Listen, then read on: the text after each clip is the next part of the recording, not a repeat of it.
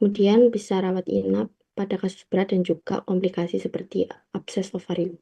Next. Ini untuk referensinya. Next.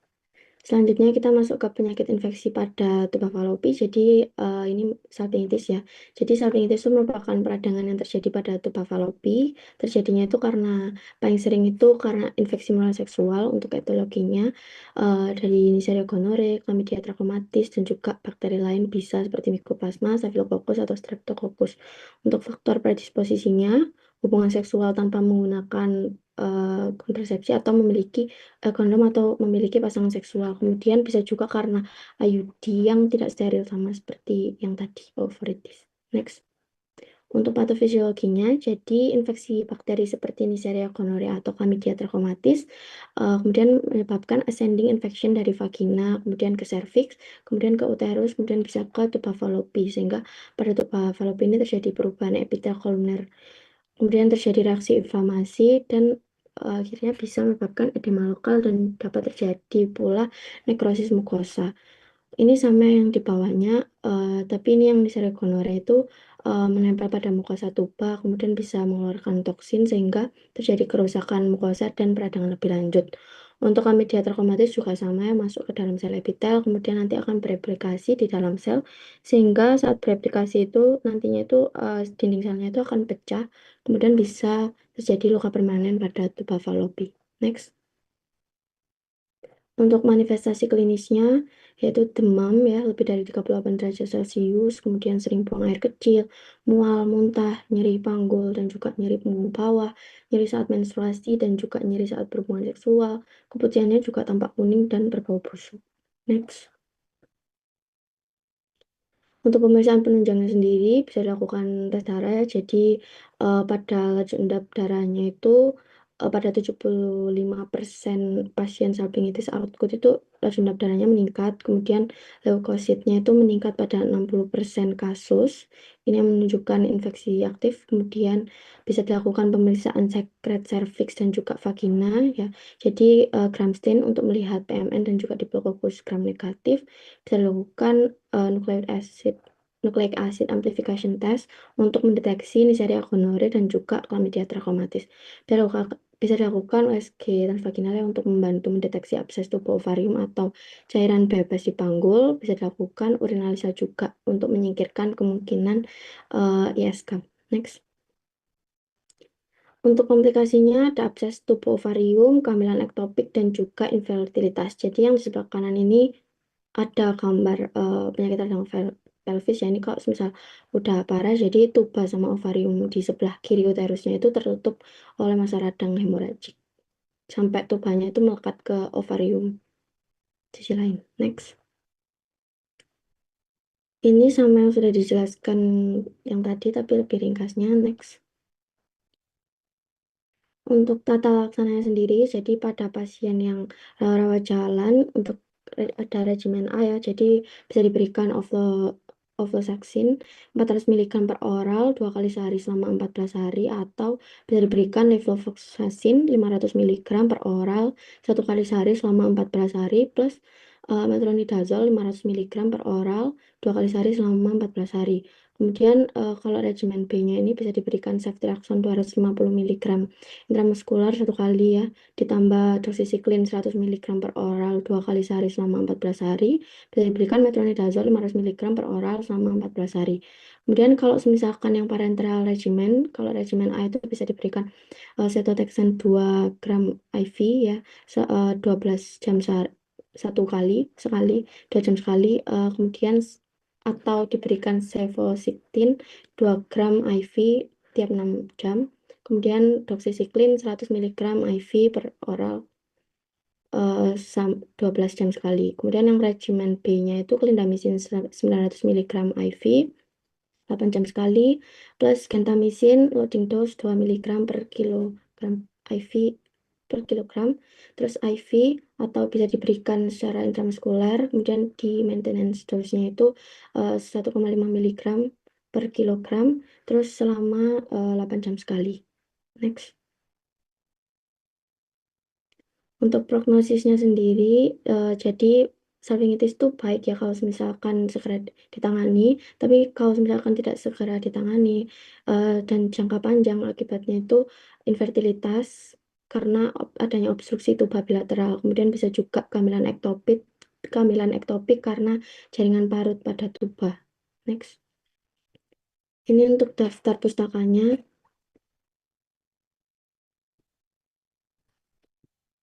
Selanjutnya ada endometritis. Jadi endometritis itu peradangan yang terjadi pada lapisan endometrium dari uterus. Jadi biasanya ini terjadi pada wanita usia reproduktif. Endometritis ini bisa berhubungan dengan kehamilan baik setelah persalinan antara maupun abortus. Selain itu endometritis juga bisa muncul akibat tindakan seperti biopsi endometrium, penggunaan AKDR, jadi seperti IUD, lalu adanya lesi organik. Bisa di next. Nah, endometritis ini dibagi menjadi dua ya. Itu endometritis akut sama endometritis kronik. Berdasarkan temuan patologisnya pada endometritis akut itu biasanya berhubungan sama infeksi postpartum. Jadi ciri khasnya secara histologi itu adanya infiltrasi neutrofil. Lalu yang endometritis kronis itu bisa disebabkan infeksi mikroorganisme atau adanya benda asing di uterus seperti IUD. Itu secara histologi itu bisa ditandai dengan adanya infiltrasi sel plasma dan limfosit. Bisa di next. Untuk patofisiologinya, jadi pada endometritis akut itu infeksinya biasanya berasal dari bakteri yang naik secara ascendant dari serviks dan vagina. Jadi untuk patogen terseringnya itu Chlamydia trachomatis. Nah, infeksi endoservix ini bakal merusak barrier serviks sehingga bakterinya ini lebih mudah masuk ke rongga rahim. Pada endometritis kronis itu infeksinya tidak harus berasal dari vagina atau serviks. Di sini terjadi peradangan kronis yang ditandai dengan infiltrasi sel plasma dan terbentuknya mikropolip. Terus adanya peningkatan interleukin 1 beta dan TNF alfa itu juga merangsang produksi estrogen sehingga ikut memicu terbentuknya mikropolip. Sedangkan pada endometritis postpartum itu terjadi karena adanya ketuban pecah sehingga flora vagina ini mudah masuk ke endometrium. Uterus yang mengalami luka, perdarahan atau jaringan itu juga bisa lebih rentan terinfeksi. Bisa di next. Jadi endometritis akut postpartum itu biasanya muncul pada hari kedua atau ketiga pasca persalinan ya. Penyebabnya itu bisa bakteri dari saluran genital bawah yang naik ke endometrium. Untuk etiologinya itu biasanya ada kokus gram positif, itu ada Staphylococcus, Streptococcus grup A dan B. Lalu gram negatif itu ada E. coli, Chlamydia. Untuk yang anaerob itu ada Bacteroides. Lalu untuk penyebab lain itu misalnya ada Mycoplasma. Bisa di next. Untuk faktor predisposisinya itu ada Sectious lalu adanya mekonium pada ketuban, lalu biasanya pada persalinan yang lama, lalu adanya retensi plasenta ya, atau adanya sisa hasil konsepsi, lalu ada usia ibu terlalu tua, anemia, obesitas, operasi yang berlangsung lama, dan juga infeksi yang sudah ada sebelumnya. Untuk manifestasi klinisnya, jadi gejalanya ini bisa berupa demam, nyeri perut bawah, logia yang berbau busuk, lalu perdarahan pervaginam, sekret abnormal, dispareuni, disuri, dan juga malaise. Untuk tandanya itu ada peningkatan suhu tubuh, nyeri perut bagian bawah, dan juga takikardi. Bisa di next. Selanjutnya untuk yang endometritis kronis. Jadi endometritis kronis itu peradangan persisten pada endometrium. Jadi bisa terjadi sebagai perkembangan dari endometritis akut tadi. Dan bisa juga tanpa melalui fase akut. Untuk etiologinya itu penyebabnya endometritis kronis itu infeksi. Jadi atau adanya benda asing intrauterus misalnya IUD, polip submukosa. Bisa juga karena radiasi ataupun produk konsepsi yang tertinggal. Untuk mikroorganisme penyebabnya itu bisa Streptococcus, Staphylococcus, Escherichia coli, Chlamydia, gonorrhea, Mycoplasma dan juga Ureaplasma urealyticum. Untuk endometriosis kronis itu bisa juga disebabkan virus herpes dan juga cytomegalovirus. Bisa di next. Untuk faktor predisposisinya itu bisa karena penggunaan kontrasepsi IUD, lalu infeksi panggul atau infeksi menular seksual sebelumnya. Untuk manifestasi klinisnya itu ada infertilitas, abortus berulang, perdarahan pervaginam abnormal, dysmenorrhea, dyspareunia, leukoria dengan gejala berkemih, jadi ada tersekla vagina yang berbau busuk dan bersifat purulen, dan juga ada peningkatan frekuensi berkemih dan juga demam. Bisa di next. Untuk diagnosis endometritis ya untuk gold standarnya ini itu biopsi endometrium. Jadi pada endometritis akut itu nanti akan terlihat hiperemi, edem, infiltrasi neutrofil dan juga perdarahan interstisial. Pada endometritis kronis itu bisa ditemukan sel plasma dan limfosit. Untuk pemeriksaan penunjang lain itu ada kultur endocervix, kultur urin, USG dan juga CT scan. Bisa di next. Untuk diagnosis komplikasinya itu ada appendicitis, pelvic inflammatory disease, dan juga infeksi saluran kemih. Untuk masalah lain yang bisa muncul itu ada pyelonephritis, sindrom virus, thrombophlebitis pelvis, dan juga chorioamnionitis. Untuk prognosisnya, secara umum prognosisnya itu baik, sekitar 90% pasien ini akan membaik dalam 48 sampai 72 jam setelah terapi antibiotik. Namun bila tidak diobati, infeksinya ini bisa menyebabkan kerusakan organ reproduksi, infertilitas dan juga komplikasi sistemik. Bisa di next. Untuk tata laksananya endometritis pada postpartum itu biasanya pasien dirawat inap dan juga diberikan antibiotik parenteral. Untuk antibiotiknya itu clindamycin dan juga gentamicin. Untuk pasien rawat jalan itu bisa diberikan doxycycline 100 mg per oral dan bisa juga ditambah metronidazole jika dicurigai infeksi anaerob. Bisa di next. Nah, untuk terapi lini pertamanya doxycycline 100 mg per oral, lalu bisa juga diberikan antibiotik berdasarkan mikroorganisme penyebabnya. Jadi misalkan pada bakteri gram negatif itu bisa diberikan ciprofloxacin, bakteri gram positif bisa diberikan amoxicillin dan juga clavulanat. Lalu untuk infeksi mycoplasma dan urealyticum itu bisa diberikan josamixin. Lalu jika hasil kulturnya negatif itu bisa diberikan ceftriaxone. Bisa di next. Ini untuk referensi yang kami gunakan, bisa di next. Selanjutnya ada myometritis. Jadi myometritis itu peradangan atau infeksi pada myometrium, yaitu lapisan otot rahim. Jadi myometritis itu biasanya lanjutan dari endometritis, sehingga gejala dan terapinya itu mirip. Bisa di next. Untuk patogenesisnya, jadi rahimnya ini bisa terinfeksi ketika mikroorganisme seperti bakteri atau virus ini masuk melalui serviks atau melalui aliran darah. Nah, penyebab paling umum myometritis itu endometritis tadi yang tidak ditangani sehingga infeksinya ini meluas ke endometrium sehingga masuk ke lapisan otot rahim. Nah, myometritis itu juga bisa terjadi setelah melahirkan atau setelah keguguran karena saat itu serviks ini masih terbuka kan sehingga kumannya ini bisa lebih mudah masuk. Lalu selain itu infeksi menular seksual seperti chlamydia dan gonorrhea ini juga bisa menyebabkan myometritis. Lalu bisa juga disebabkan karena setelahnya penggunaan prosedur medis atau operasi pada rahim seperti kuretase atau tindakan invasif lainnya. Bisa di next. Untuk manifestasi klinisnya itu ada demam, keluar kayak berbau atau purulen, lalu sakit pinggang dan juga nyeri abdomen. Bisa di next. Nah, untuk faktor predisposisinya itu ada infeksi abortus dan partus, lalu penggunaan alat kontrasepsi dalam rahim dan juga infeksi post-curettage. Bisa di next. Untuk pemeriksaan penunjangnya itu bisa menggunakan pemeriksaan darah. Jadi jika adanya peningkatan leukosit atau CRP itu bisa mengindikasikan adanya infeksi sistemik. Lalu bisa urin test itu untuk menyingkirkan infeksi saluran kemih. Lalu pemeriksaan pencitraan itu bisa USG atau MRI. Lalu ada biopsi endometrium itu diperlukan untuk melihat tanda-tanda inflamasi pada jaringan rahim. Lalu untuk selanjutnya ada tes kultur itu membantu membentukkan bakteri penyebabnya, sehingga terapi antibiotiknya ini bisa lebih tepat sasaran. Bisa di next. Oke. Untuk komplikasinya itu bisa terjadi penyebaran ke jaringan sekitarnya seperti parametritis itu infeksi pada sekitar rahim, lalu salpingitis itu infeksi pada saluran otot, oovoritis pada infeksi ovarium, dan juga pembentukan pernenahan sehingga terjadi abses. Next. Untuk tata laksana myometritis itu pemberian antibiotik spektrum luas ya.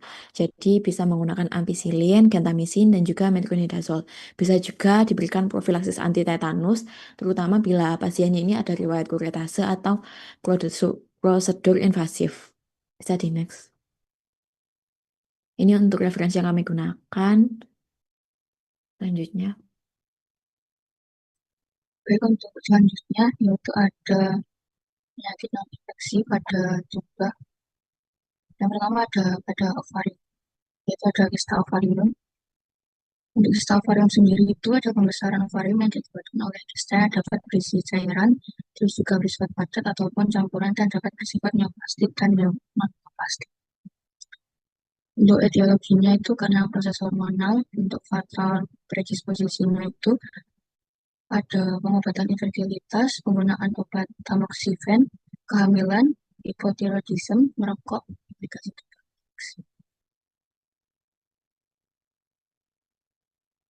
Untuk patofisiologinya itu terbagi menjadi beberapa jenis kista. Yang pertama itu ada kista folikuler. Itu dapat terbentuk saat folikel gagal terpecah selama masa ovulasi. Nah, pada fase folikuler ini kista dapat terbentuk karena gagalnya proses ovulasi di mana ovum itu yang seharusnya dikeluarkan dari folikel karena stimulasi FSH yang meningkat dan berkurangnya lonjakan dari LH itu dipengaruhi siklus sebelum ovulasi. Untuk kista luteal sendiri itu terjadi akibat pertumbuhan lanjut dari korpus luteum atau adanya perdarahan yang mengisi rongga yang terjadi setelah ovulasi.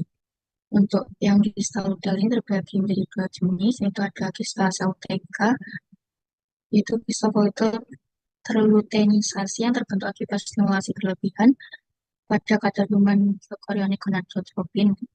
Kista ini itu dapat terjadi pada wanita hamil, wanita dengan penyakit tromboblas gestasional, kehamilan ganda, dan hiperstimulasi ovarium.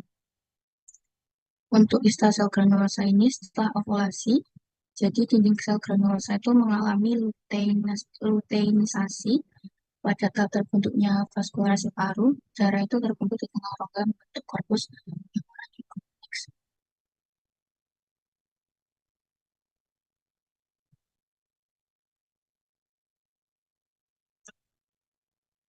Nah, di sini yang gambar yang pertama itu ada penampakan makroskopis dari kista folikel. Untuk yang gambar 1341 ini, itu letak dari kista folikelnya. Lalu yang 1342 ini menunjukkan kista luteinnya itu sendiri. Yang 1343 ini penampakan pada hasil USG. Next. Nah, untuk yang gambar 1344 ini, gambaran dari kista lutein. Yang gambar 1345 ini, gambaran USG dari kista lutein sendiri. Jadi di sini untuk uh, patogenesis dari PCOS sendiri, yaitu yang pertama itu bisa disebabkan oleh kerentanan genetik etiologinya, yaitu peningkatan ekspresi dari reseptor LH di granulosa sel dan di hipofisis anterior itu meningkatkan dari produksi hormon LH sendiri. Nah, itu akan terjadi peningkatan dari serum LH dibandingkan dari FSH karena peningkatan LH pada TK sel. Nah, karena TK sel di ovari ini itu bisa meningkatkan dari androgen sekresi. Untuk etiologi yang kedua ini, di sini ada kelebihan dari nutrisi, dari misalnya dari makan yang berlebih dan sedentary behavior, itu dapat meningkatkan dari sentral adiposity, akumulasi lemak di daerah sekitar perut, itu dapat terjadi peningkatan dari jaringan adiposa. Akhirnya akan terjadi peningkatan sekresi dari estrogen, inflammatory mediator, adipokin, dan free fatty acid. Nah, itu untuk peningkatan dari adipose tisu ini juga bisa menyebabkan metabolic syndrome develop, seperti meningkatnya dari resistensi insulin, terus obesitas, dislipidemi, terus juga penyakit hati dan penyakit kardiovaskular. Terus juga dari peningkatan dari adipose tisu itu juga bisa menurunkan dari sintesis di hepar seks hormon binding globulin. Terus juga bisa meningkatkan uh, insulin-like growth factor dalam darah. Terus juga bisa meningkatkan resiko dari diabetes mellitus. Karena androgen sekresinya itu meningkat, itu juga bisa menyebabkan peningkatan dari serum androgen atau bisa disebut hipergonadism. Karena androgen dan estrogen level ini meningkat lebih awal di menstrual cycle, karena estrogen itu mempunyai negatif feedback inhibisi di anterior pituitary yaitu pada hormon production. Karena terjadi penekanan FSH yang terlalu awal, karena FSH itu mengaktifasi sel granulosa, maka FSH-nya itu, peran FSH-nya itu meningkat dan granulosa sel fungsinya juga meningkat. Karena sel granulosa ini biasanya itu mengkonversi testosteron menjadi estrogen, akhirnya penurunan dari sel granulosa function ini, maka testosteron itu jadi lebih banyak. Itu juga bisa menyebabkan yang tadi hipergonadisme tadi. Terus juga karena androgen dan estrogen levelnya ini meningkat, itu bisa juga menyebabkan gejala seperti jerawat, lalu ada eh, rambut rontok atau biasa disebut alopecia, lalu juga pertumbuhan rambut yang berlebih di sekitar bibir, lalu pada pipi, dada, perut, lengan bagian atas, lalu pada paha dan pada punggung. Karena penekanan yang awal dari FSH ini, maka akan terjadi limited proliferasi dari folikel. Jadi folikelnya ini terhenti untuk development-nya, maka akan terjadi akumulasi cairan dan berubah menjadi kista. Hasilnya pada hasil USG itu bisa terdapat gambaran polikistik ovari. Terus juga karena limited proliferation of follicle ini, biasanya itu terjadi penurunan dari sekresi progesteron yang menyebabkan ketidakseimbangan antara progesteron dan estrogen. Lalu bisa terjadi unpredictable ovulation. Untuk komplikasinya itu bisa terjadi infertilitas, lalu bisa terjadi unpredictable uterine bleeding, terus juga peningkatan dari resiko endometrial hiperplasi dan endometrial cancer. Untuk gejalanya itu bisa terjadi irregular menstruation, amenorrhea atau oligomenorrhea. Nah, yang atas itu karena insulin-like growth factor-nya itu meningkat dalam darah, itu juga bisa eh, meningkatkan dari keratinosit dan dermafibroblast proliferasi. Untuk gejalanya itu bisa menyebabkan velvety, yaitu tekstur kulit seperti beludru, terus juga penggelapan di daerah lipatan, seperti di daerah belakang leher, di ketiak, dan di daerah selangkangan, yang biasa disebut acanthosis nigricans. Bisa di next. Di sini ada gambaran dari kista ovarium sendiri, yaitu spesifiknya sindrom ovarium polikistik. Yang di sebelah kiri itu ada gambaran makroskopiknya, yang di sebelah kanan itu ada gambaran pada hasil USG. Next.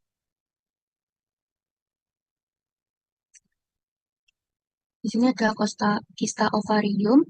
Yang pertama ada kista adenoma ovari serosum, yaitu cairan serous. Kista adenoma ovari mucinosum, yang berisi cairan mucin. Untuk kista dermoid ini berasal dari sel germinativum. Merupakan tumor jinak sel germinativum yang memiliki 3 lapisan, yaitu ektodermal, mesodermal, dan endodermal. Untuk unsur penyusun tumor ini terdiri dari sel-sel inflamatur, sehingga kista ini juga disebut sebagai teratoma matur. Dan selanjutnya ada jenis kista ovarium tumor sel granulosa. Ini dikaitkan dengan adanya produksi hormon estrogen dan dapat menyebabkan pubertas precox pada remaja perempuan dan menyebabkan hiperplasia adenomatosa dan perdarahan provaginam pada perempuan pasca menopause. Next.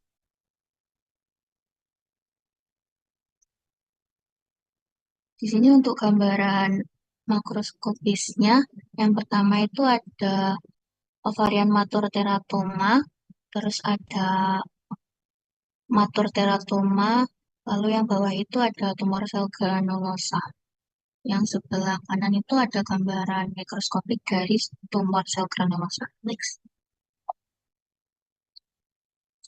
Untuk manifestasi kliniknya itu dapat asimptomatik, terus juga dapat terjadi gangguan menstruasi, terus nyeri dapat terlokasi di perut bagian bawah, sisi kiri maupun kanan, terus juga nyerinya itu akut, berat yang tiba-tiba. Itu bisa terjadi komplikasi torsio, lalu abnormal uterine bleeding. Next, pemeriksaan penunjang. Di sini ada cek serum vitamin C, lalu ada serum cancer antigen, lalu ada imaging bisa menggunakan PSG, lalu ada biopsi jaringan. Untuk diagnosis komplikasinya, untuk jinak itu kista fungsional, ada endometrioma, terus ada tubuh ovarian abses, ada teratoma matur, ada kista adenoma cereus, ada kista adenoma mucinous, ada paratubal ada hidrosalping, dan leiomyoma. Untuk yang ganas itu bisa karsinoma epitelial, germ cell tumor, sex cord atau stromal tumor, terus ada metastasis kanker, terus ada pelvic inflammatory disease, ada camel ectopic, dan infertilitas. Next. Untuk tata laksananya, untuk kista unilokuler kurang dari 10 cm, umumnya itu bersifat jinak jika asymptomatik dapat diobservasi dengan follow-up USG transvaginal, terus juga pada kista fungsional folikular dan luteal terjadi pada masa kehamilan, itu dapat bisa kembali normal dalam 14-16 minggu dengan manajemen konservatif. Terus dapat dilakukan operasi yang bersifat eksiksi atau fungsi pada kista. Untuk pada PCOS itu dilakukan penata laksanaan seperti pemberian clomifen citrat 500 sampai 100 mg per hari untuk 5 sampai 7 hari per siklus dan dapat mengontrol faktor predisposisi seperti diabetes mellitus dengan modifikasi gaya hidup dan pemberian dari obat seperti metformin. Next. Untuk prognosisnya, 70-80% kista folikuler itu dapat sembuh secara spontan, lalu perubahan menjadi keganasan dapat terjadi pada beberapa kasus kista dermoid jika prognosisnya sangat buruk. Terus jika kista ovarium diduga ganas, prognosis biasanya buruk karena kanker ovarium itu cenderung terdiagnosis pada stadium lanjut. Next. Ini untuk referensinya. Next. Saya potong dulu ya, yang tentang tumor ovarium ya. Kan kalau pembagian sendiri, kalau tumor ovarium itu sebenarnya ada dua, secara umum ada dua, yaitu kista fungsional sama yang patologis.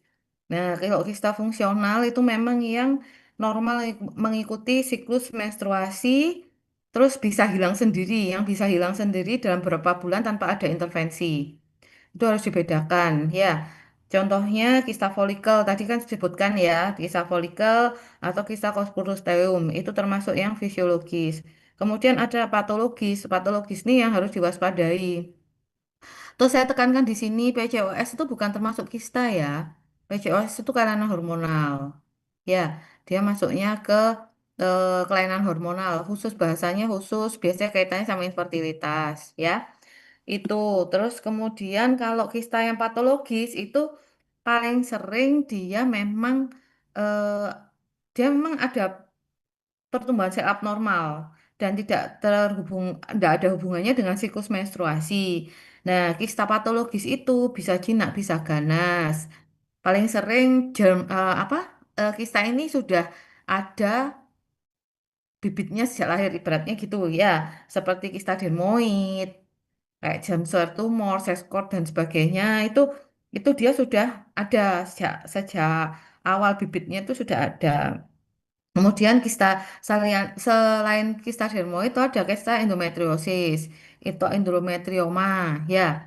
Ini karena ada sel endometriosis yang tumbuh ada teori yang mengatakan dia tumbuh dari ovarium atau dia nempel di ovarium terus dia tumbuh sehingga menjadi endometrioma. Kemudian ada eh, yang ganas, kanker, gitu. Jadi ini yang maksudnya diagnosa komplikasi itu apa? Diagnosa banding. Iya, dokter. Oh, diagnosa banding gitu ya. Oh iya. Jadi kalau kista kista yang jinak itu macamnya ada serus sama mucinus. Ya, selain yang kista dermoid, ada kista serus, ada kista mucinus gitu. Jadi ini ya, hmm, di apa di diperbaiki dulu ya nanti mikirnya. Jadi intinya gini, ovarium tuh kan ada epitelnya, ada stromanya, betul nggak ya? Nah, kistanya itu bisa muncul dari epitelnya, tumor, sorry, aku ngomongin tumor. Tumor itu bisa muncul dari epitelnya, bisa muncul dari stromanya.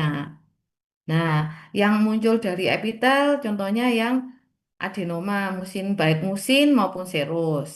Nah, kalau yang muncul dari stroma, bisa macam-macam. Tuh, ya, kayaknya itu yang diperbaiki. PCOS bukan termasuk, ya. Terus,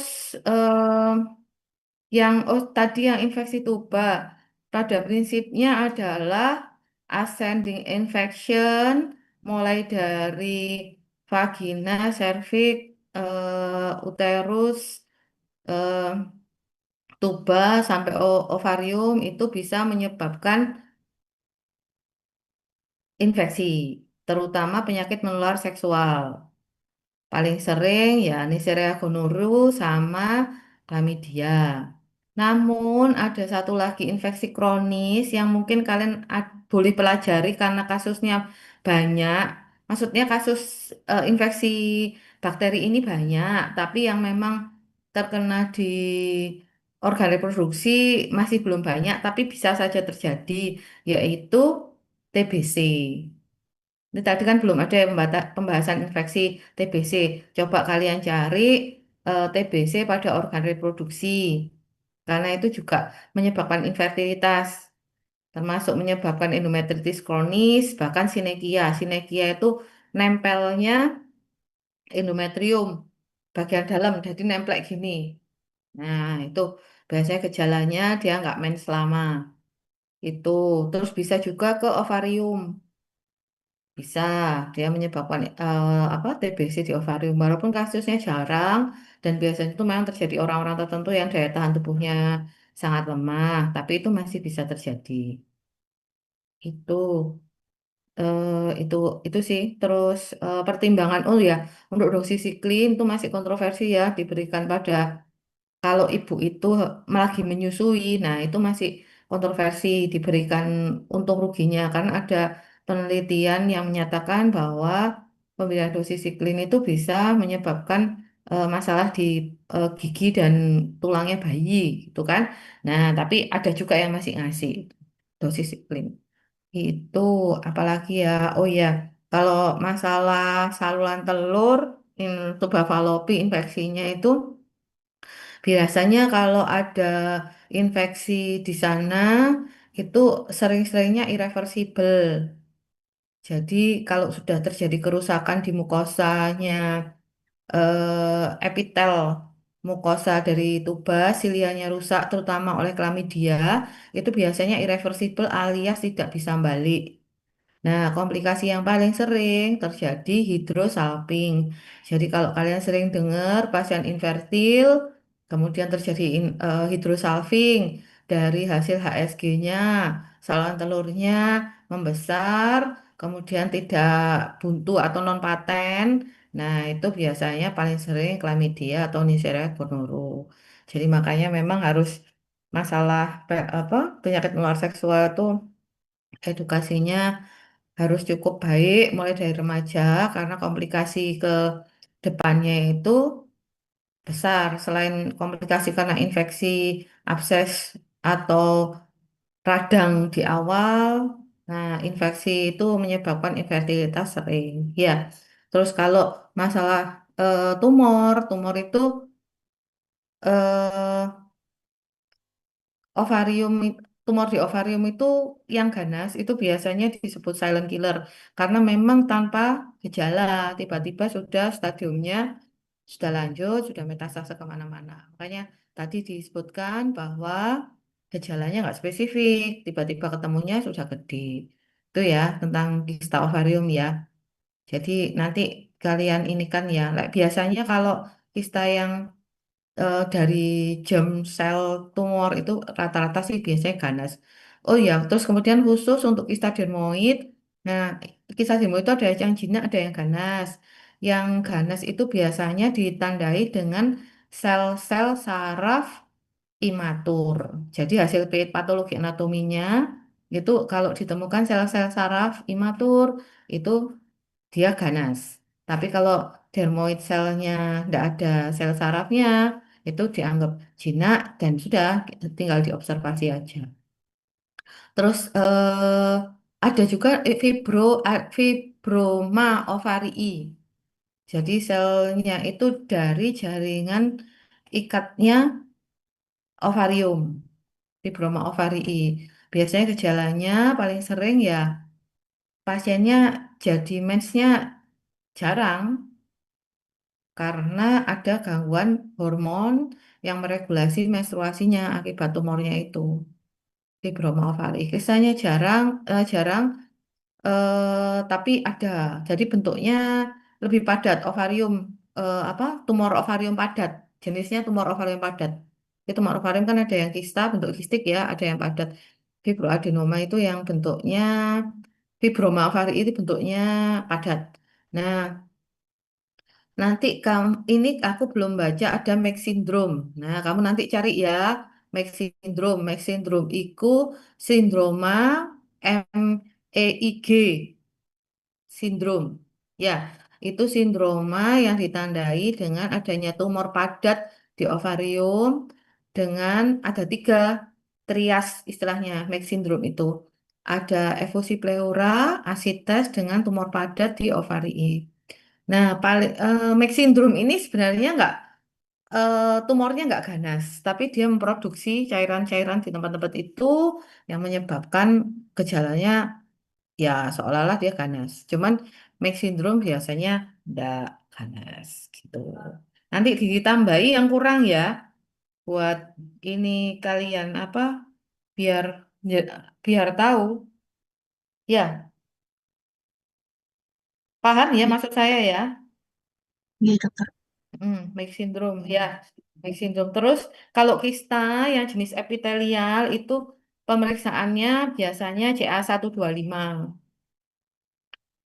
Nah, kalau yang padat tergantung bisa CEA, bisa bisa yang lain HCG, bisa. Tapi kalau tumor yang kista kista itu yang apa ovari itu biasanya untuk membedakan dia jinak atau ganas itu dengan CA125. Selain dengan USG ya.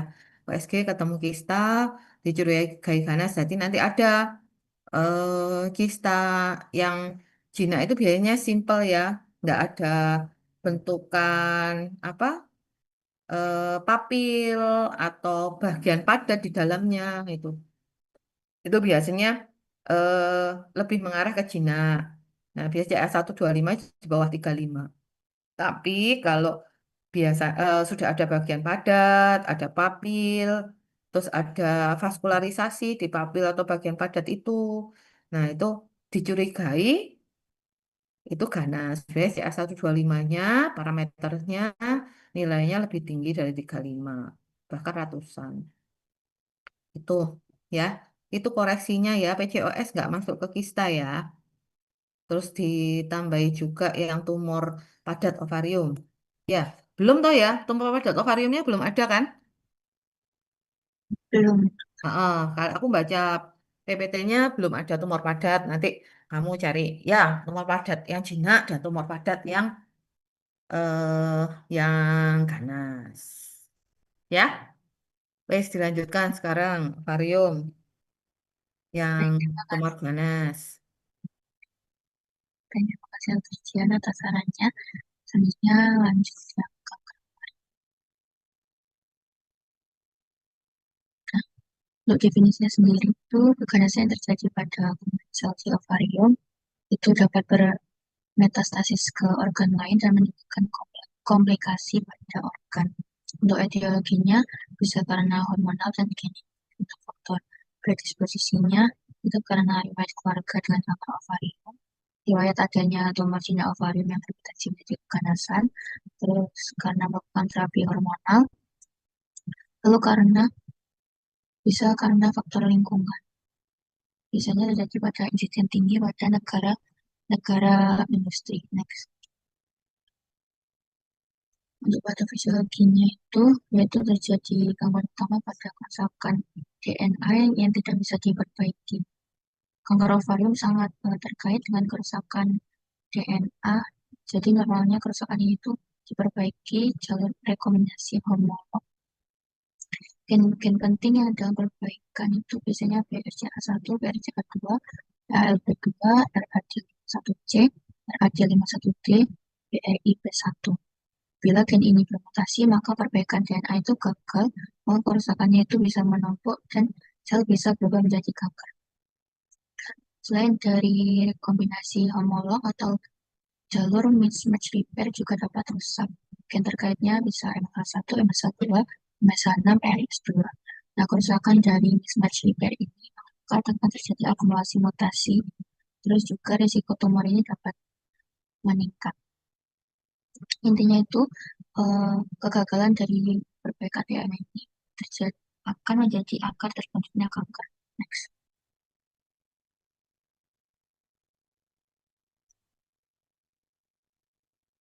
Untuk patofisiologinya di sini juga bisa terjadi mutasi kunci dalam HGSC, yaitu subtipe paling mematikan dan sangat tidak stabil secara genetik. Mutasi yang dominan itu biasanya terjadi pada TP53 dan paling sering itu penjaga genom hitam. Jadi sel itu membelah tanpa kontrol. Terus juga bisa terjadi mutasi lain dan jalur sinyal yang sering rusak itu biasanya pada PI3K, RASMEK, Notch, F, FOXM1. Gen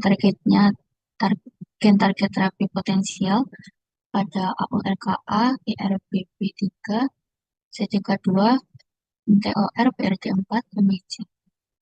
Untuk HGSC ini sering menunjukkan perubahan jumlah salinan gen, terus juga tingkat keragaman genetik yang sangat tinggi. Biasanya sulit diobati. Next.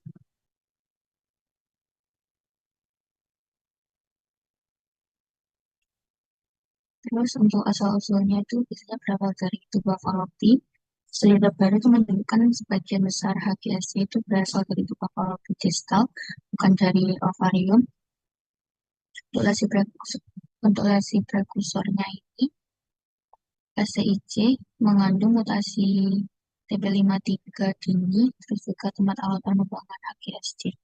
Terus ada dua jalur perkembangan, yaitu yang pertama ada jalur klasik, berawal dari STIC dan progresi lambat. Yang kedua ada jalur SET, lebih jarang, terus juga lebih agresif, tapi respon kemoterapi itu lebih baik. Next.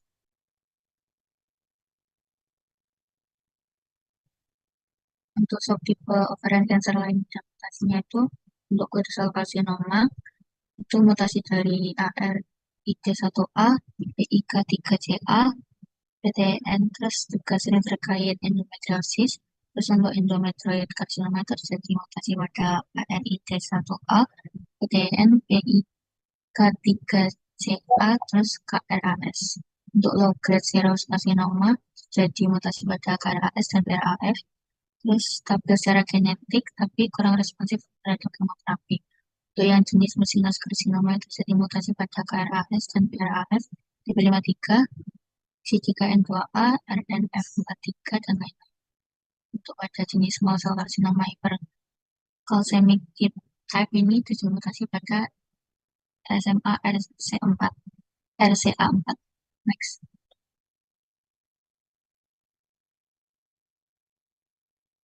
Jadi di sini ada peran sistem imun dan lingkungan mikro.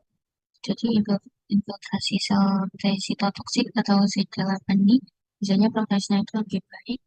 Terus tumor itu dapat menghindari imun, hasil bisa tumbuh lebih cepat. Terus juga angiogenesis itu sangat dominan, maka tumor itu mudah menyebar dan tumbuh. Untuk angiogenik lainnya itu bisa FGF, angiopoietin, IL6, 8, MCP, dan PGGF. Untuk yang resistensi kemoterapi itu sering tampak responsif pada awal, tapi kemudian resisten, terutama terhadap platinum. Untuk mekanisme resistensinya itu bisa terjadi mutasi dari reversion BRCA, fungsi BRCA pulih, maka sel memperbaiki DNA tidak sensitif lagi terhadap platinum atau PARP inhibitor.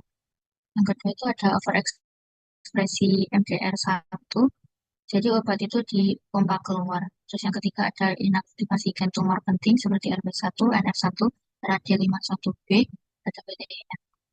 Yang keempat itu ada amplifikasi CCNE1, jadi kadar siklin S1-nya naik, terus perbaikan DNA meningkat, terus terjadi resisten platinum. Next.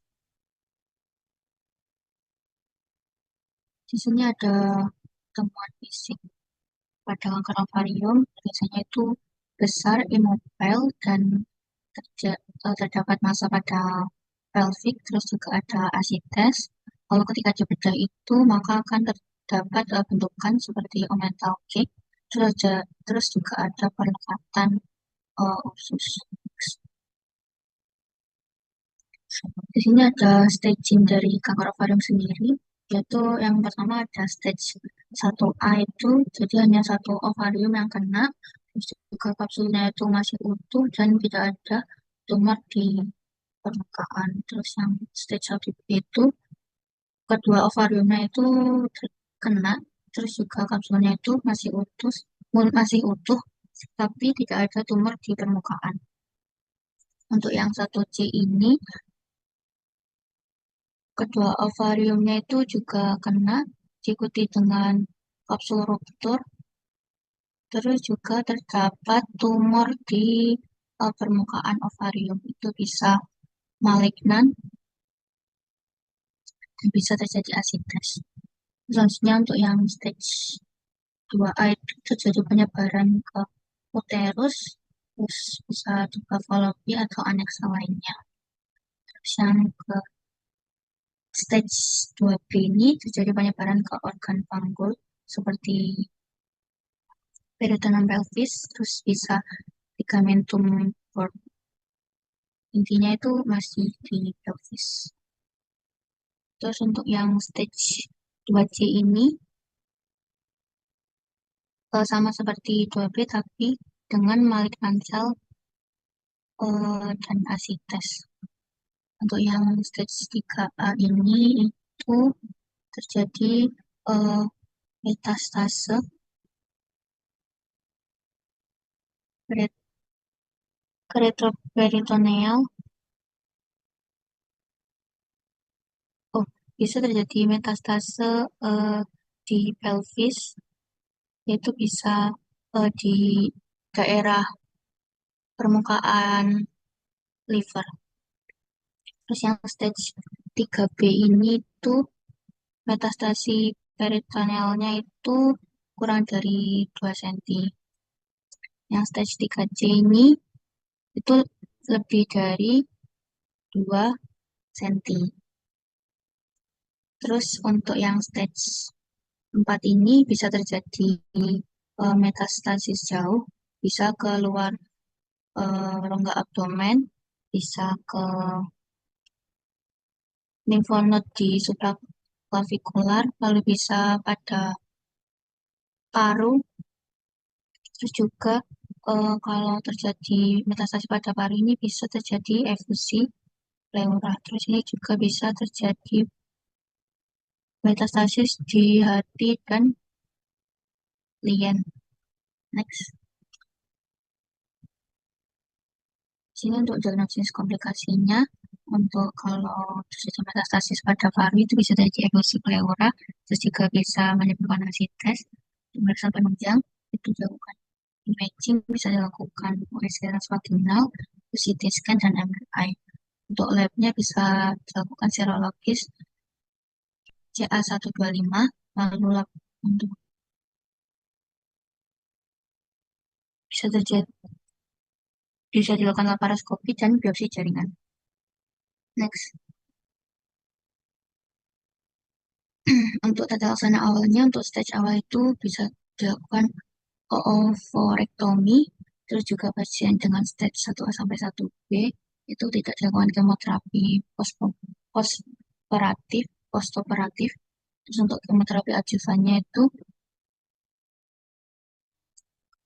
6 siklus dari injeksi karboplatin bisa ditambah paclitaxel. Ini gambaran untuk ovarian cancernya. Next. Ini untuk hasil dari biopsi jaringannya. Bisa di next. Untuk prognosisnya, 5 tahun pada pasien kanker ovarium bergantung pada stadium kanker. Semakin dini kanker ditemukan itu, maka semakin baik kemungkinan pasien. Terus kanker ovarium stadium 1 memiliki angka harapan hidup 5 tahun sebesar 91-98%. Di sisi lain, stadium 3 sampai 4 memiliki angka harapan hidup hanya sebesar 30-75%, tergantung dari jenis kankernya. Untuk jenis kanker dengan prognosis terbaik adalah tumor sel germinal, sedangkan jenis kanker dengan prognosis terburuk adalah kanker ovarium epitel invasif. Next. Ini referensinya. Ya, selanjutnya untuk tuba dan kanker tuba falopi, definisinya sendiri ada kanker tuba falopi termasuk kanker yang sangat jarang dijumpai. Lebih dari 60% kanker tuba dijumpai pada usia pasca minas. Diperkiraan penyebabnya sama dengan kanker ovarium. Dalam studi kelainan genetik seperti pada kanker ovarium atau mutasi SERPID P53, IRAS, dan juga ada kaitannya dengan BRCA1 dan BRCA2. Untuk etiologi atau faktor resikonya sendiri, yaitu diperkirakan peradangan kronis tuba falopi, tuberkulosis, dan penyakit radang pelvis dapat dianggap sebagai faktor resiko kanker tuba. Demikian pula mutasi gen BRCA dan BRCA2 yang merupakan komponen sindrom herediter kanker ovarium payudara merupakan resiko kanker tuba. Next. Untuk patofisnya sendiri, kanker tuba falopi umumnya dimulai dari sel-sel epitel di dinding saluran tuba yang mengalami perubahan menjadi sel-sel ganas. Jenis kanker ini lebih banyak terjadi pada wanita yang memiliki riwayat genetik tertentu atau pernah mengalami kanker ovarium atau payudara sebelumnya. Next. Nah, untuk tanda gejalanya itu anamnesanya sendiri ada pendarahan vaginam dari perut bagian bawah, perubahan pada siklus menstruasi, pembengkakan atau rasa tidak nyaman di daerah panggul. Untuk pemeriksaan fisiknya sendiri itu ada massa tumor di pelvis, gambaran badan seumama. Pada pemeriksaan sitologi patut dicurigai keganasan tuba falopi. Untuk pemeriksaan penunjangnya sendiri pada pemeriksaan ultrasonografi baik abdominal maupun vaginal dapat dilihat perubahan morfologi, apnesa, dan perbedaan dengan ovarium yang normal. Pada pemeriksaan radiologi atau imaging disarankan untuk melihat kelainan pada rongga pelvis. Next. Nah, untuk stadium kanker tuba falopi berdasarkan FIGO atau VIGO, itu stadium O, karsinoma in situ atau terbatas pada mukosa tubuh. Selanjutnya ada IAI, ada pertumbuhan hanya terbatas pada satu tuba dengan infiltrasi ke mukosa atau muscularis, tetapi tidak menembus lapisan serosa atau tidak asites. Yang IP itu pertumbuhan terbatas pada kedua tuba falopi dengan infiltrasi ke submukosa atau muscularis, tetapi tidak menembus lapisan sekrosa atau tidak ada asites juga. Untuk isi tumor stadium I dan atau IB tetapi tumor telah menginfiltrasi lapisan serosa atau dengan asites yang mengandung sel ganas atau bilasan peritoneum positif. Yang II pertumbuhan mengenai satu atau kedua tuba falopi dengan perluasan ke pelvis. Yang IIA yang 2A itu perluasan atau mengatasi keutuhan atau ovarium. Yang 2B itu peluasan ke jaringan pelvis lainnya. Untuk stadium 2 ada 2B dengan asistensi yang mengandung sel varus atau bilasan peritoneum yang positif. Yang 3 yaitu tumor mengenai satu atau kedua rupa palovi dengan impian pada peritoneum di luar pelvis atau kelenjar getah bening retroperitoneum atau inguinal positif itu metastasis pada permukaan hepar termasuk dengan stadium 3. Tumor terbatas pada organ di pelvis minor tetapi secara histopatologi terdapat metastasis ke usus kecil atau ke omentum. Untuk yang 3A, tumor terbatas pada pelvis minor kelenjar getah bening retroperitoneum dengan negatif tapi secara mikroskopik telah menyebar ke permukaan peritoneum abdomen. Untuk KB-nya tumor mengenai satu atau kedua tuba dengan implan ke permukaan peritoneum abdomen yang dibuktikan secara histopatologik dan diameternya tidak lebih dari 2 cm. Untuk yang 3C, implan ke dinding abdomen dengan diameter lebih dari 2 cm atau kelenjar getah bening retroperitoneum dan atau inguinal positif. Untuk yang keempat sendiri adalah penumbuhan mengenai satu atau kedua tuba palovi dengan metastasis faul.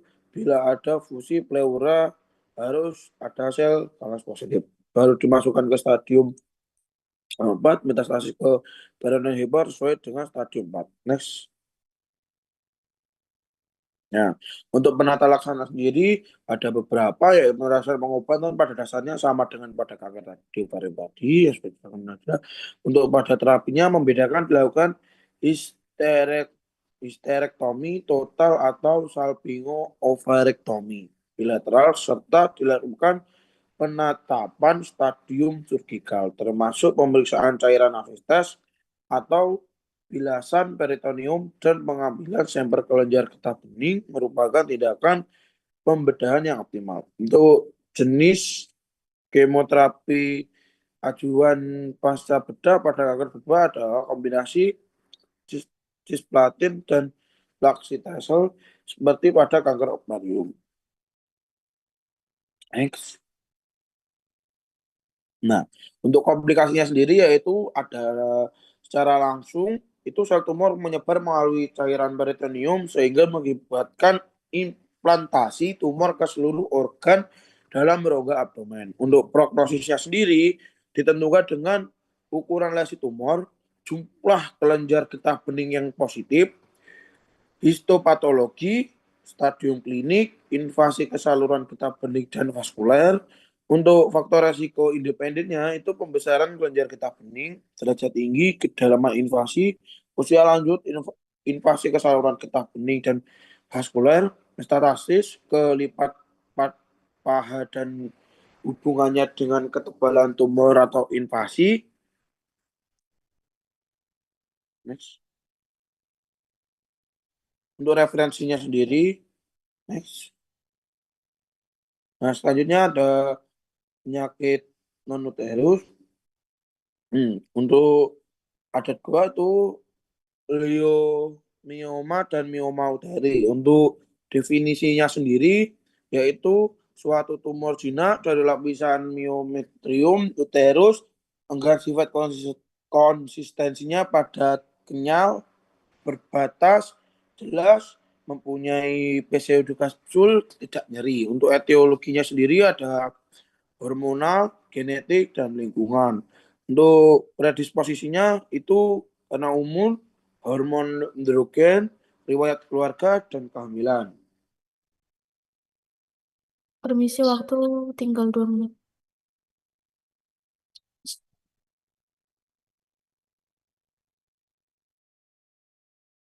Baik, di sini ada patofisiologi dari bakteri, yaitu yang pertama ada etiologi varietas rendah, jadinya akan terjadi lack of protective pregnancy yang menginduksi remodeling dari bakteri. Terus ada early menarche, terus juga karena usia 40-50 tahun itu akan terjadi peningkatan dari paparan estrogen seumur hidup. Akhirnya stimulasi estrogen itu akan terjadi stimulasi proliferasi estrogen di otot di uterus. Terus juga obesitas. Karena obesitas itu bisa peningkatan dari jaringan lemaknya itu sendiri. Akhirnya peningkatan dari konversi androgen menjadi estrogen. Terus di sini ada etiologi seperti etnis dan riwayat keluarga. Itu bisa terjadi peningkatan dari jumlah enzim aromatase. Terus juga kompleks chromosomal rearrangement. Terus untuk myometrial injury itu bisa terjadi hipoksia dari myometrial cell, terus terjadi transformasi normal myosit ke abnormal menjadi abnormal myosit. Terus karena dari etiologi yang di atas itu, maka akan terbentuk tumor jinak monoklonal myometrial menjadi massa diskret. Terus terbentuk uterine fibroid, itu bisa berlokasi di lokasi yang berbeda. Yang pertama ada di intrakaviteri, yaitu di dalam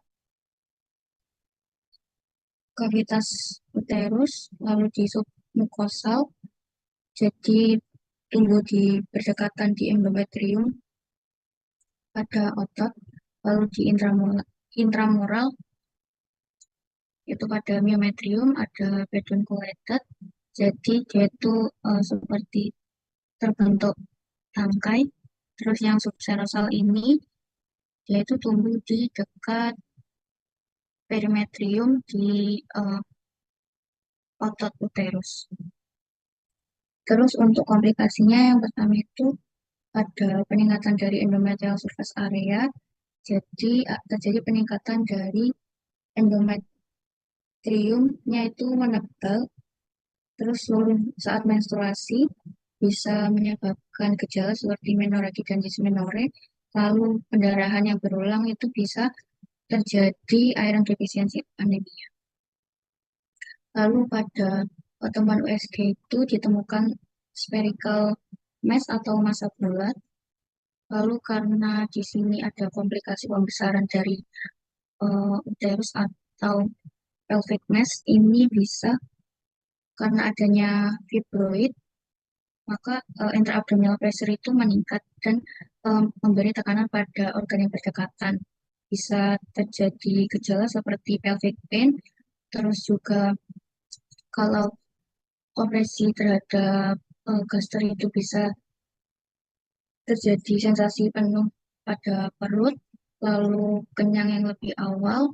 Karena fibroid ini mengambil tempat, itu bisa terjadi enlarged abdomen, terus juga akan terjadi penekanan pada cervix. Maka gejalanya itu ada dysareunia. Terus untuk yang pada vesika urinari ini bisa terjadi inkontinensia.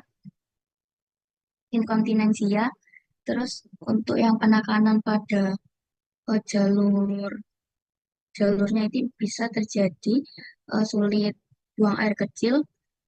Kalau yang pada rektum ini bisa terjadi konstipasi. Terus juga pembesaran dari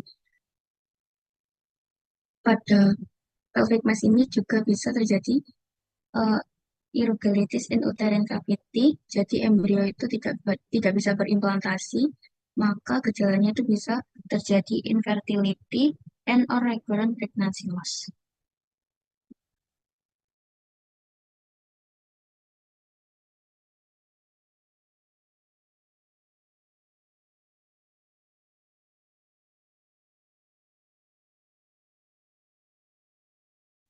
Untuk pemeriksaan pada unjangnya sendiri yaitu dilakukan tadi seperti tes lab atau PA, lalu USG, lalu ada pemeriksaan magnetik menunjukkan uterus menyangkut dengan mioma instrumental dan submukosa. Untuk diagnosis komplikasinya sendiri yaitu komplikasinya nyeri panggul kronis, pendarahan menstruasi yang berat yang dapat menyebabkan anemia.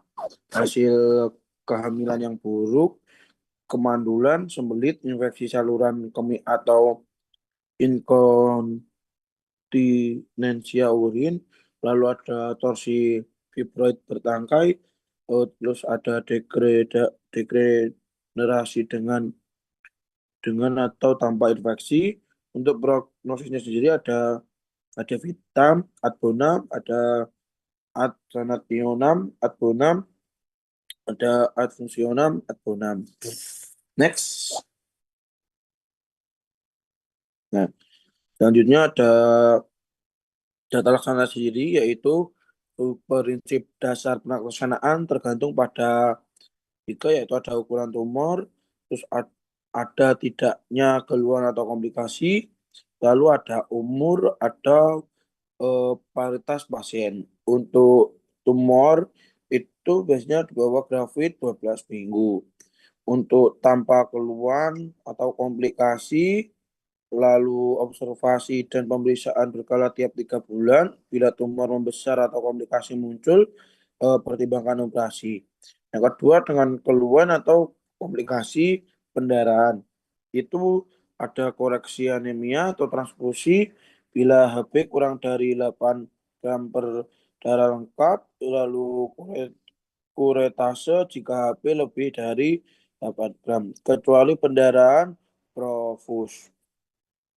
Tujuan hentikan pendarahan, periksa PA untuk singkirkan keganasan. Setelah hasil PA, orang dari 35 tahun ingin memiliki anak, terapi konservatif bila gagal miomektomi. Untuk lebih dari 35 tahun, itu anak dari 2 itu histerektomi.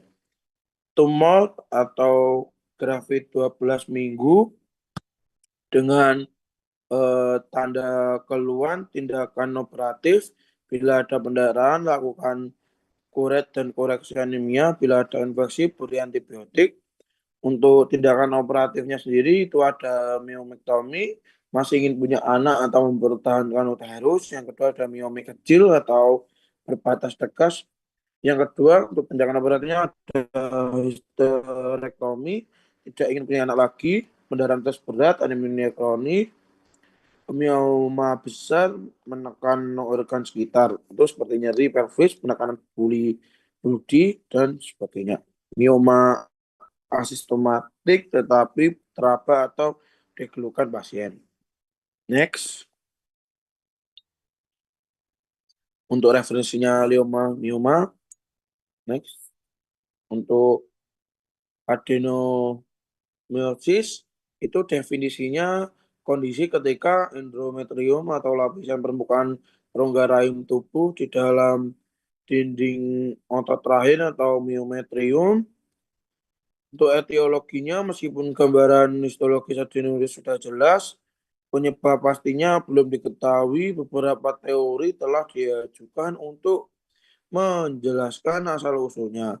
Teori inviginasi itu paling umum, yaitu ada adenomyosis terjadi akibat pengganggunya batas antara endometrium basalis dan myometrium, sehingga jaringan endometrium tumbuh menembus ke otot rahim. Proses ini memicu angiogenesis, hipertrofi, dan hiperplasia otot poros di sekitarnya.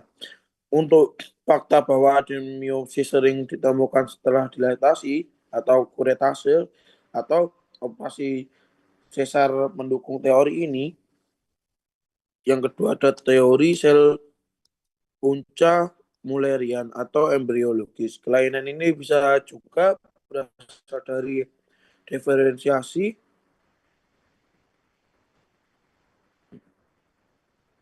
juga pada diferensiasi. Pada diferensiasi abnormal sel punca Mullerian pluriprotein yang menghasilkan jaringan endo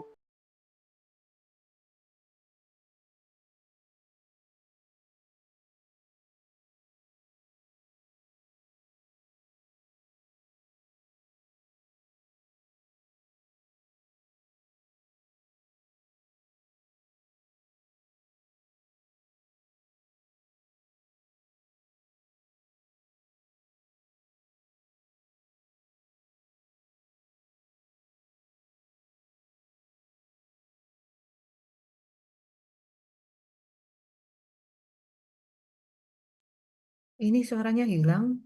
Aku atau memang hilang ya suaranya? Masih terkendala jaringan, dokter. Oh, oke, oke. Kupikir jaringanku.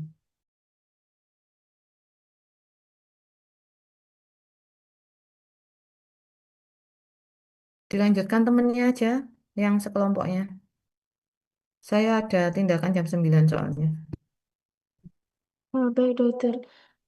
Baik, mungkin pada teman-teman kelompok 4 mungkin bisa diwakili.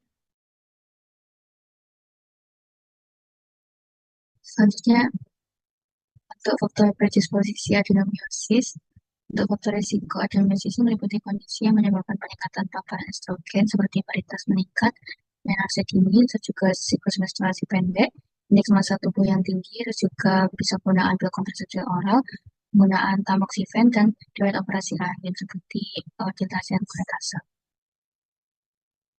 Di sini ada patogenesisnya, itu ada 4 teori mekanisme terjadinya adenomiosis. Yang pertama itu ada invasi lapisan basal endometrium ke dalam endometrium. Yang kedua itu ada mikrotrauma yang dipicu oleh TIAR. Terus yang ketiga itu ada metaplasia de novo dari sel punca. Yang keempat itu invasi dari luar ke dalam yang dipicu oleh menstruasi retrogen.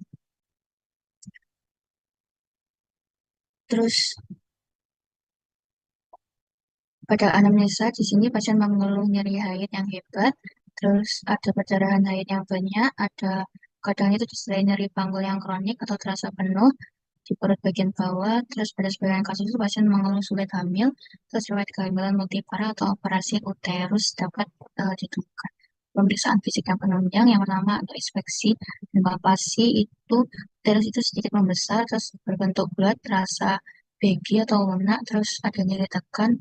Terus untuk pemeriksaan penunjang bisa dilakukan USG transvaginal, terus dinding miometrium itu heterogen, terjadi penebalan zona junctional lebih dari 12 mm, terus adanya kista kecil di dalam miometrium, jadi temukan batas jelas antara endometrium dan miometrium. Untuk pemeriksaan penunjang lainnya bisa menggunakan MRI jika perlu, terus HB itu bisa menurun akibat perdarahan yang kronik. Untuk diagnosisnya, diagnosis utama itu adenomiosis. Untuk diagnosis bandingnya itu ada mioma uteri, endometriosis, dan polip endometrium. Next. Di sini untuk medikamentosa, yang pertama ada obat antiinflamasi non-steroid, itu bisa menggunakan ibuprofen dan asamfenamat. Untuk terapi hormonal itu, dia itu mengatur dan menekan hormon reproduksi untuk menghambat proliferasi jaringan endometrium.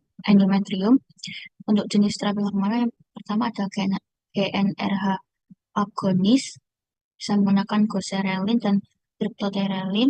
Yang kedua ada kontrasepsi oral kombinasi, itu bisa menggunakan ethinyl estradiol ditambah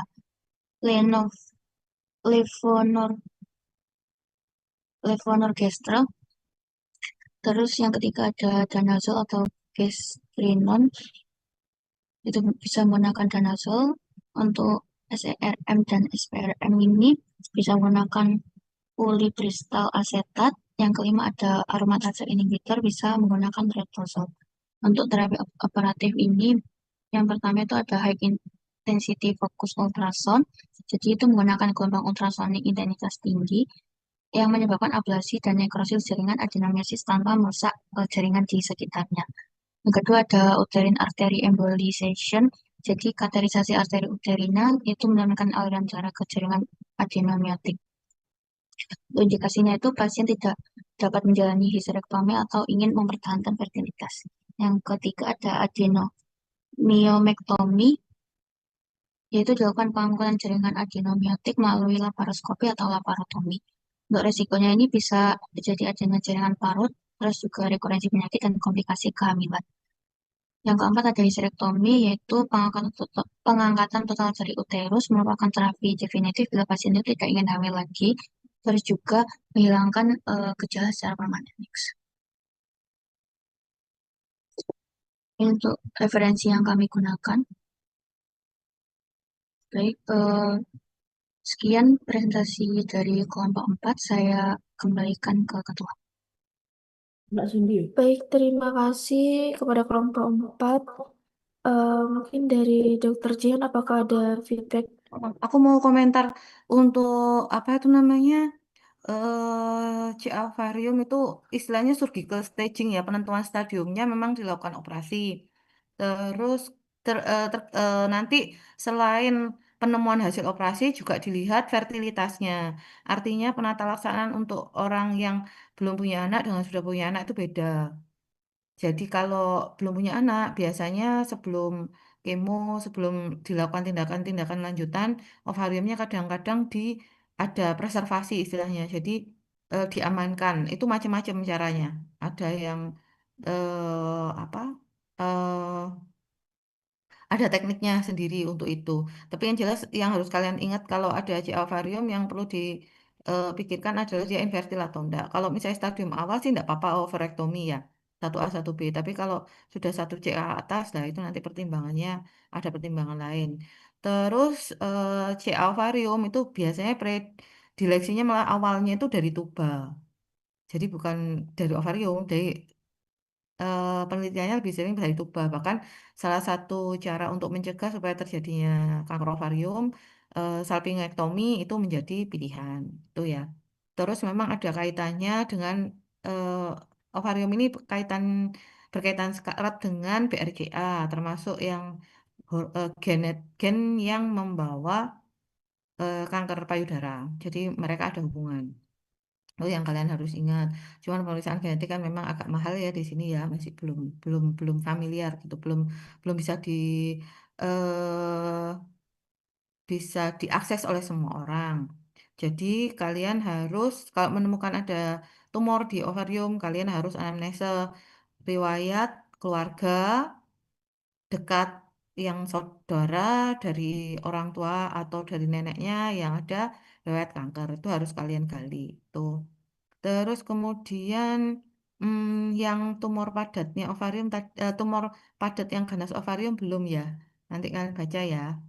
Terus yang tuba falopi memang jarang sekali kanker tuba falopi ya penata laksananya itu. Jadi bukan histerektomi atau salpingo-ooprektomi, tapi dilakukan histerektomi dan salpingo-ooprektomi. Jadi diangkat semua. Kemudian tentang leomioma uteri, itu bukan leomioma uteri dan mioma uteri, enggak, tapi leomioma uteri atau mioma uteri, itu sama. Dan untuk tadi aku agak kurang setuju ya dengan eh, mioma dengan grafit lebih dari 12 minggu ya tadi. Itu maksudnya mioma uteri yang ukurannya sesuai kehamilan lebih dari 12 minggu. Jadi kan mioma uteri itu ada pembesaran rahim. Ya. Nah, ngitungnya seberapa besar pembesaran rahim itu biasanya dikonversikan dengan berapa minggu usia kehamilan. Jadi misalnya setinggi pusat, oh berarti mioma setara dengan usia kehamilan 20 minggu. Setengah pusat simpisis, berarti setara dengan 12 minggu. Termasuk yang lebih dari 12 minggu tadi. Kalau dia dengan ada pendarahan yang banyak, pendarahan hebat sehingga dia harus memerlukan transfusi, itu biasanya dilakukan kuretase. Kuretase itu untuk mendeteksi ini miom beneran atau ada tumor rahim yang lain. Karena ada tumor rahim yang lain, tumor ganasnya. Nah, ini tumor ganasnya belum ada ya. Itu ada CA endometrium dan yang dari jaringan ikatnya uterus sarkoma itu belum ada. Nanti kalian tambahi itu ya. Kalau C endometrium itu paling sering terjadi di atas usia 40 tahun. Ada 4F istilahnya. Fat, female, 40, fertile. Jadi orang gemuk usia di atas 40 tahun, perempuan serta dia fertil, tidak punya anak. Itu memiliki risiko terkena C endometrium lebih besar. Gejala awalnya C endometrium itu biasanya adalah perdarahan di luar siklus. Jadi standarnya kalau kita menemukan nih ada perempuan di atas usia 40 tahun, kemudian pendarahan terus-terusan, terus USG ketebalan endometriumnya di atas 1,5. Nah, itu merupakan indikasi dilakukan kuret PA untuk screening untuk men-screening adanya kemungkinan terjadi CA endometrium. Tuh, kalau sarkoma ini biasanya di usia yang lanjut, dia keluhannya seperti miom gitu ya, jadi pembesaran gitu aja, tapi dia ganas. Nah, kalau sarkoma itu biasanya ada, pernah sih ada di usia muda ada, dan dia rentan untuk residif, rentan untuk muncul lagi. Sarkoma itu seperti itu. Terus adenomiosis, nah adenomiosis ini bagian dari endometriosis ya. Kalau di ovarium bentuknya seperti kista coklat, kalau di rahim dia nyusup ke dalam otot rahim gitu kan ya. Nah, itu sama, obatnya sama. Tergantung dia mau ke arah fertilitas atau sudah cukup punya anak. Kalau sudah punya anak, adenomiosis memang ya diangkat. Sama kayak miom ya, cukup punya anak diangkat. Apalagi dengan gangguan pendarahan yang menyebabkan bolak-balik harus transfusi. Nah, tapi kalau dia masih infertil gimana dok? Nah, itu ada beberapa hal. Bisa pakai obat-obatan seperti GnRH agonis ya, yang paling ini. Kalau punya duit ya GnRH agonis. Kalau enggak bisa dengan cara istilahnya Kisner. Nah, itu dengan suntikan depo-medroksiprogesteron asetat ya, DMPA itu suntik KB 3 bulan. Itu yang diberikan tiap bulan selama 13 kali. Nah, kalau biasanya 3 bulan kan diberikan 3 bulan sekali. Nah, untuk terapi endometriosis, adenomiosis yang istilah yang terjangkau BPJS bisa, itu pakai cara Kisner bisa. Nanti sambil dipantau ukurannya gimana. Tapi ada beberapa juga yang dilakukan reseksi adenomiosis, bisa laparoskopis ya laparotomi. Nah, namun ada ahlinya khusus karena teknik operasinya juga khusus reseksi adenomiosis itu.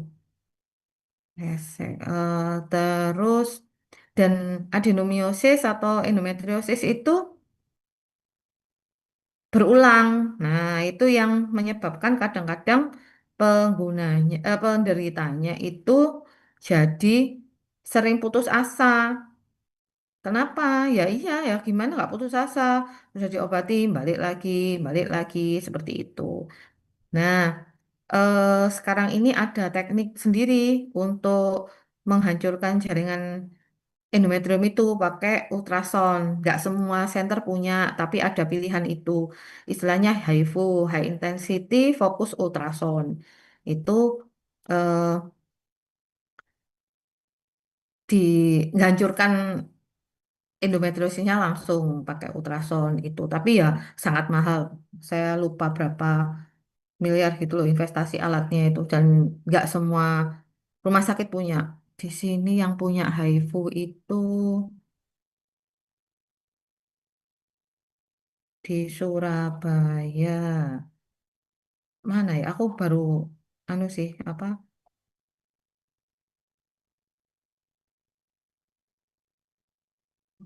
Aku lupa di Surabaya atau di Abdiwaluyo Hospital. Oh, sorry, Abdiwaluyo itu Jakarta. Jakarta, HIFU. Itu itu lumayan lumayan mahal, tapi tidak, kan nggak operasi ya, tidak ngambil jaringan ya. Kalau yang reseksi adenomiosis itu memang harus dilakukan yang ahli, karena pada saat operasi kita nggak boleh merusak jaringan endometrium, karena kan tujuannya setelah reseksi diharapkan setelah sembuh dia bisa segera untuk planning punya anak. Itu. Ada yang ditanyakan?